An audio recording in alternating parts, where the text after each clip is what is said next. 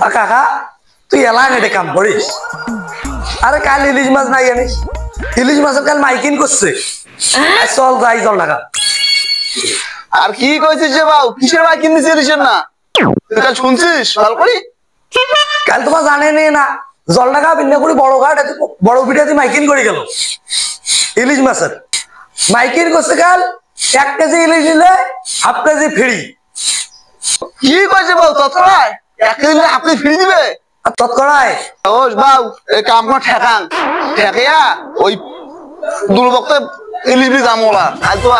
মকর আগালি দেশ তাই খুশি হলে সস্তা থেকে ইলিশটা পাই তো ওই দিয়ে মাই দিমা আর কি করা ওই কাম কোন ঠেকান হইছে ও কাকা তুই টক করি না কাম করে ঠেকাও মুই ওনা বুল্লের গাবার বকরি বান্ধি আসছো এখানে দেখি এই সব